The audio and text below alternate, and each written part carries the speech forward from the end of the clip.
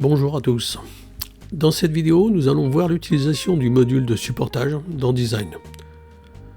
Nous commençons par préparer notre environnement. Si vous souhaitez faire les exercices en même temps que moi, faites une pause et téléchargez le fichier que je vous ai mis en lien dans la description.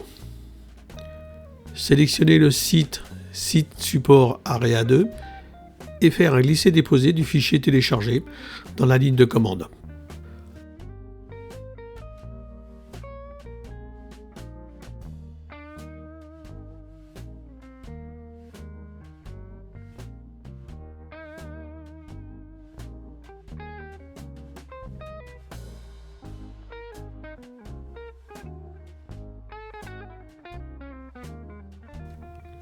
Ensuite, pour notre exemple, nous créons une zone dans le nouveau site en mettant absolument le purpose à sup pour pouvoir y créer les supports.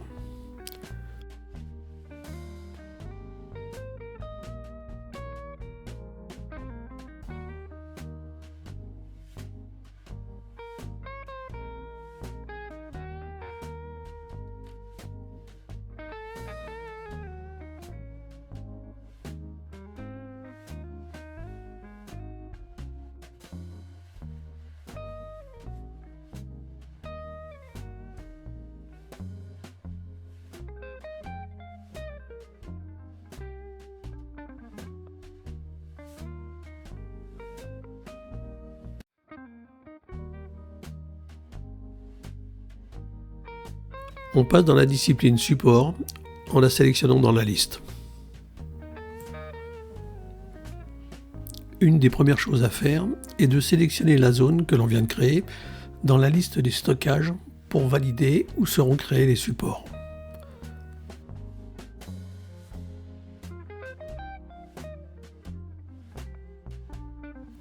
Ensuite, pour nommer nos futurs supports, cliquez sur l'icône AutoName à droite de l'écran. Dans la forme, choisir dans le tableau la codification que l'on veut utiliser. Dans notre exemple, je prends la dernière. Ne pas toucher le champ index, cela pourrait essayer de faire des doublons, ce qui n'est pas possible dans E3D.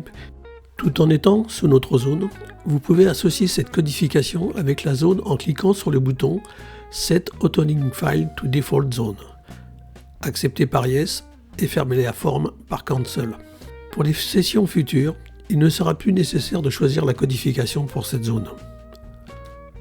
Ensuite, passons à la configuration par défaut que nous allons utiliser. Cliquez sur le bouton Default du sous-menu Setting en haut de l'écran. La section Support Creation Zone and Templates va nous permettre de choisir la zone où seront créés les supports, la norme des profils et structures que nous allons utiliser, et les templates pour les hangers ou pandards. En cliquant sur le bouton Select, une forme s'ouvre pour faire votre choix. Dans le premier onglet, on sélectionne la zone de stockage des supports. Dans le deuxième et troisième onglet, on choisit la norme des profilés à utiliser. Et dans le dernier onglet, on choisit le catalogue pour les pandards. On prendra PSL pour notre vidéo et les profilés DIN pour les structures.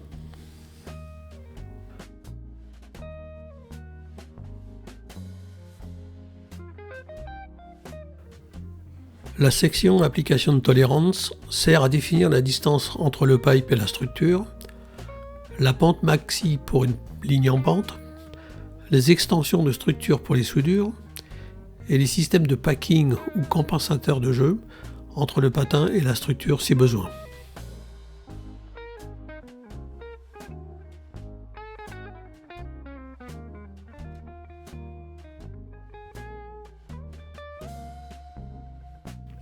La section Miscellaneous vous informe de la configuration mise en place pour votre projet.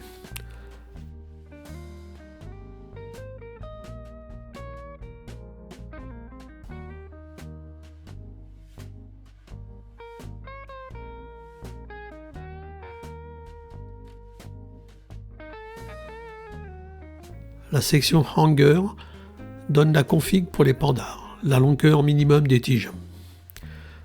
Dans la liste Hanger Interface in Use, vous allez pouvoir utiliser un logiciel extérieur pour la création de ce type de support. Les choix sont CPL, Lysiga ou PSL. le choix MDS est pour utiliser le catalogue fourni avec E3D.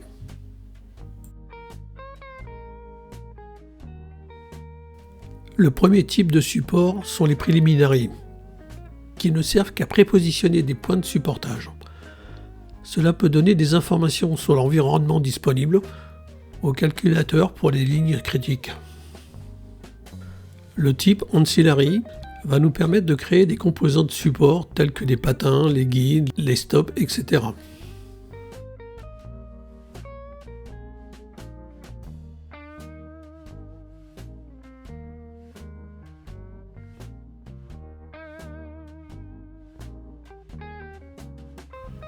Le type Framework est pour créer des structures support pour les pipes, des gaines HVAC ou des chemins de câbles. On peut aussi faire des supports sur équipement.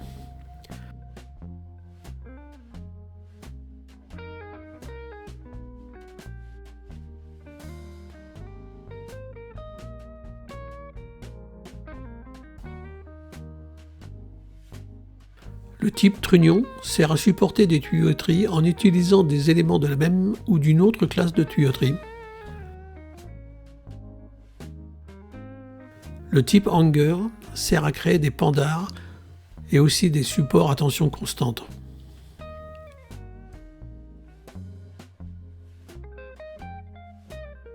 Le type Special Support va vous permettre, comme son nom l'indique, de modéliser complètement votre structure support par discipline et aussi de faire des structures pour les éléments d'éclairage. Dans la section Modify, vous pouvez modifier vos supports et convertir un support standard en spécial. Passons à la création.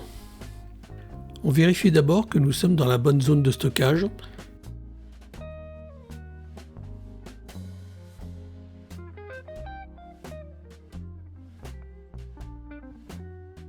Et l'on va commencer par un support préliminaire. On choisit un guide.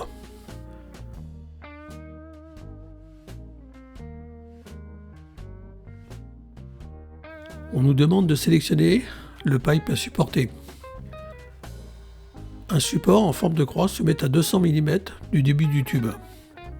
Pour emmener ce support au bon endroit, on clique sur l'icône Position Through qui a une forme de papillon et on va choisir la poutre sur la gauche de la structure.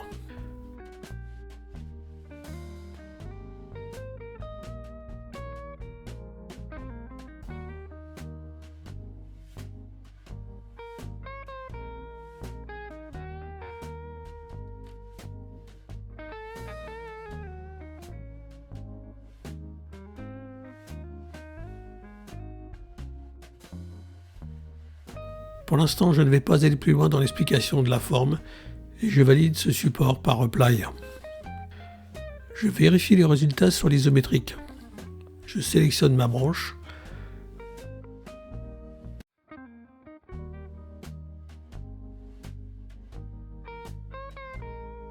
Je choisis la discipline Piping.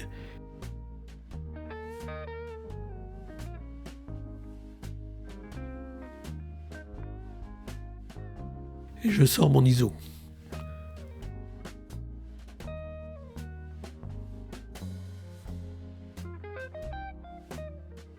Je vois bien la position de mon support.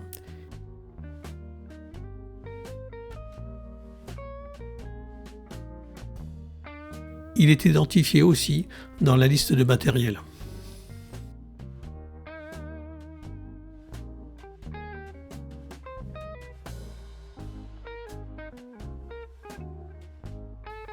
On continue notre exercice en créant un ancillary.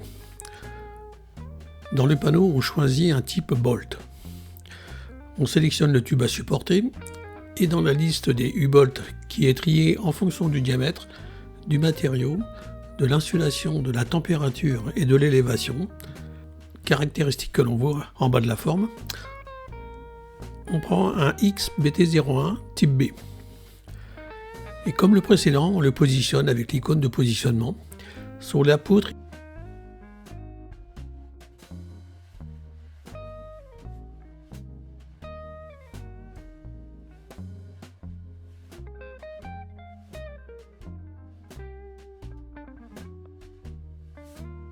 Et ensuite, on peut le déplacer pour échapper l'âme de la poutre en modifiant la distance dans les champs prévus à cet effet.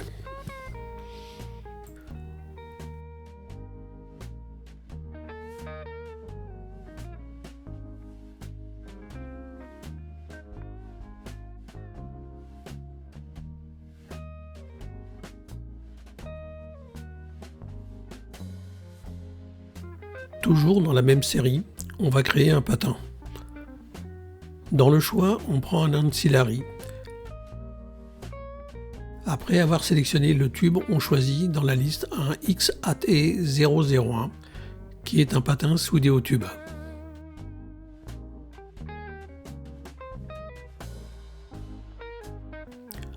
On le positionne au-dessus de la poutre.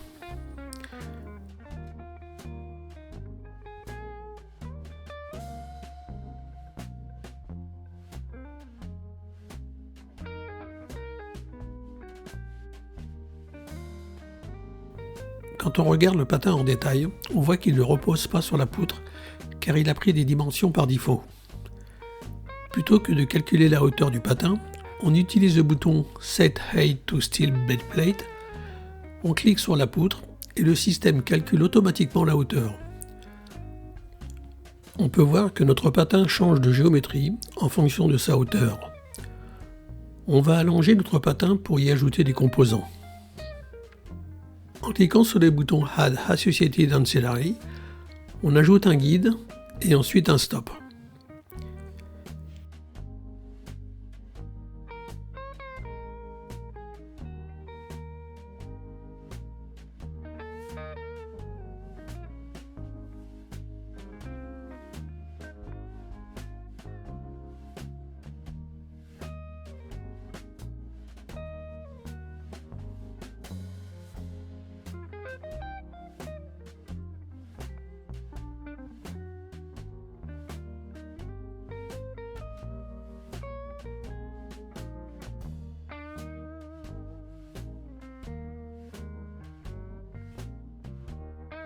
Si l'on veut voir un plan du support que l'on est en train de créer, on utilise le bouton View Standard.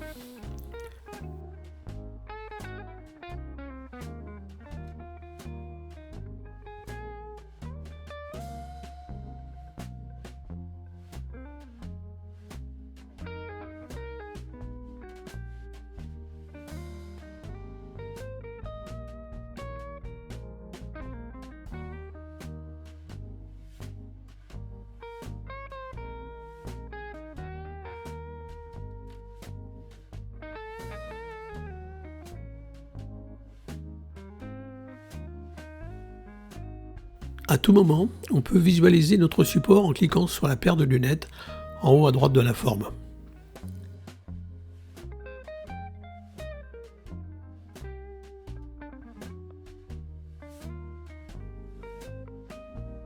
Si besoin, on peut ajouter la longueur du patin, faire attention aux limites maxi et mini.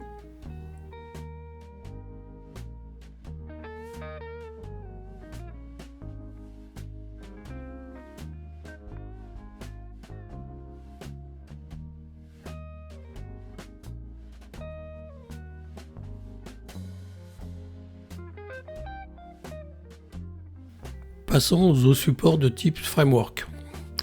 On voit que dans cette série, il y en a pour les chemins de câbles, les gaines de ventilation, pour les multidisciplines avec pipe, des guides et des supports sur équipement. On prend un type XFT08 car nous sommes sur un pipe.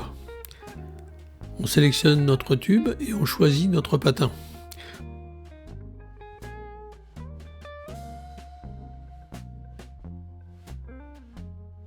Je prends un XAT003.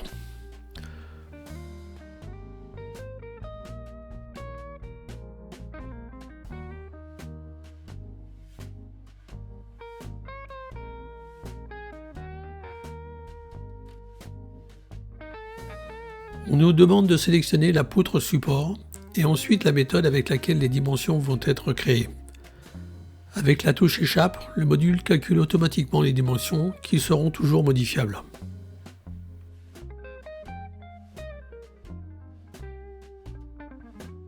Comme on le fait depuis le début, on le positionne et l'on change les dimensions de la structure et du patin si besoin.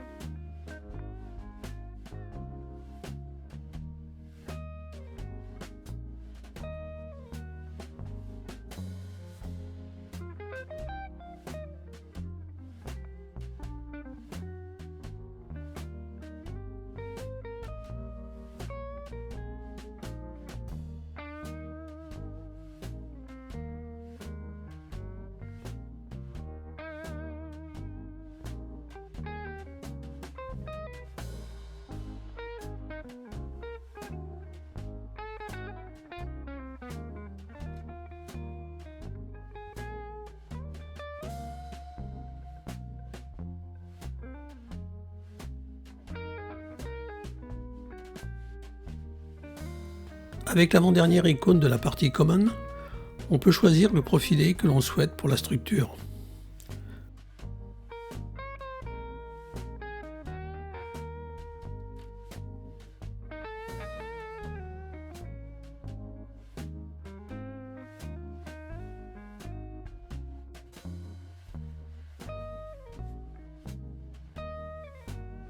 On refait un positionnement si besoin lorsque la configuration est différente.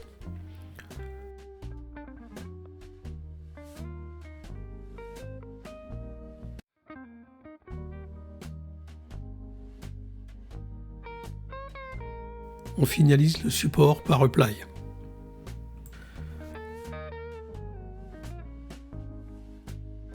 Maintenant, on va faire un support multidiscipline pour un pipe et une gaine HVAC. Dans la série multidiscipline, on prend un XFT09.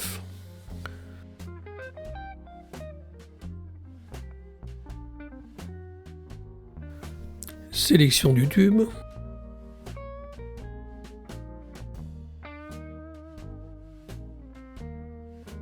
Choix du patin ou du bolt.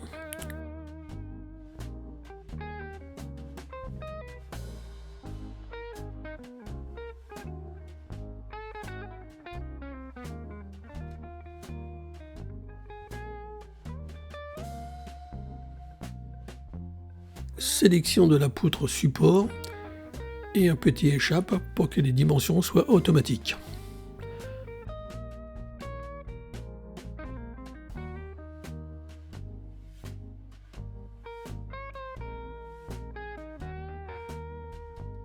Repositionnement comme d'habitude.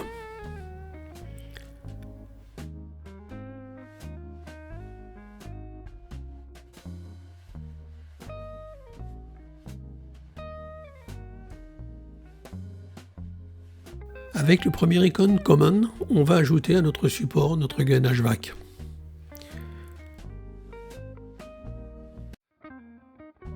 Pour recalculer les dimensions de notre structure avec cette gaine, il suffit de cliquer sur le bouton Built by Clearance en bas à gauche de la vue et ensuite sur la poutre support.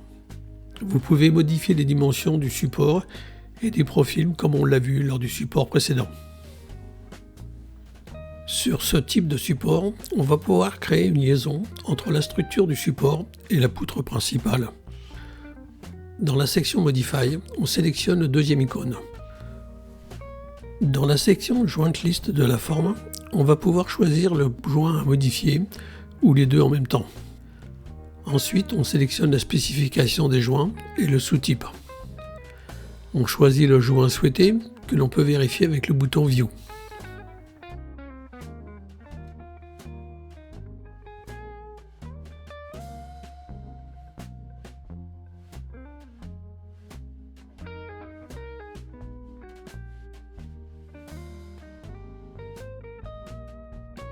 On valide les connexions avec Apply.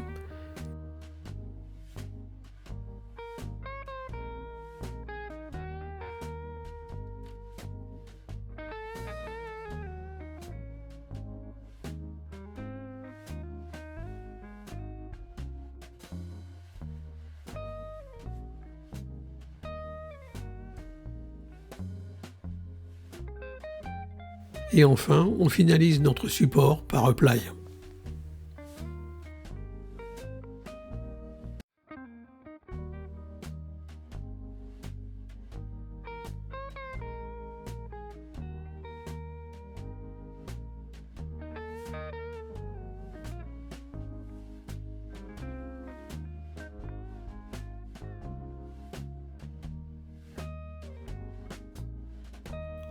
On continue nos frameworks avec un chemin de câble.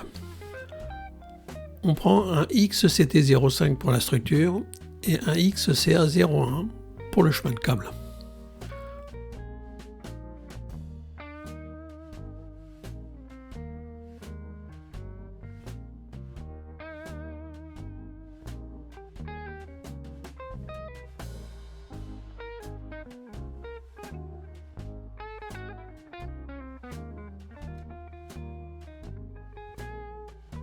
On les positionne sur la poutre. On peut modifier la position dans la partie basse de la vue. Validation par Apply.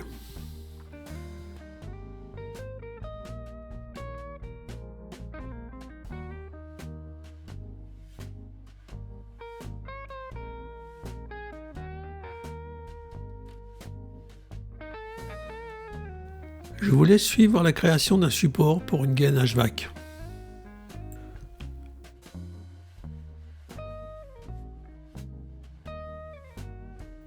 Je profite de ce moment pour vous dire que la codification et la liste des supports disponibles dans les modules sont configurables en fonction du cahier de support de votre entreprise ou de votre client.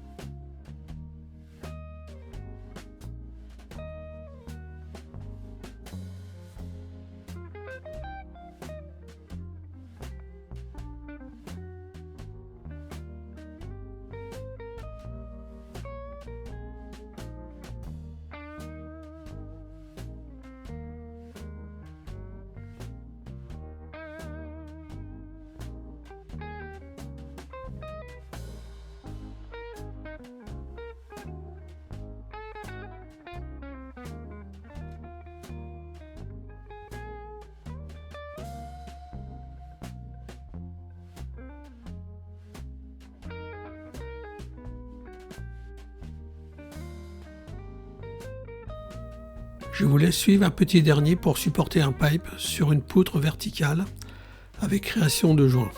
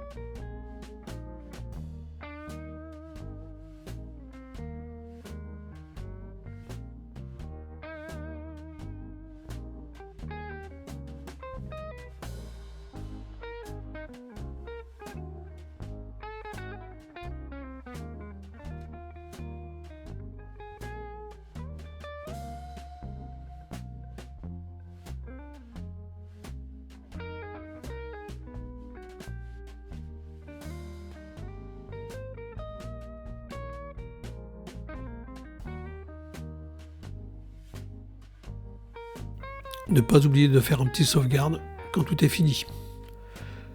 Je vais arrêter cette vidéo maintenant pour éviter qu'elle soit trop longue. Cela vous laissera le temps de tester cette première partie. Je finirai ce module support dans la prochaine vidéo avec les autres types et l'extraction automatique des plans. N'hésitez pas à m'envoyer vos commentaires et vos questions. Encore merci à tous ceux qui me suivent pour votre attention et à bientôt.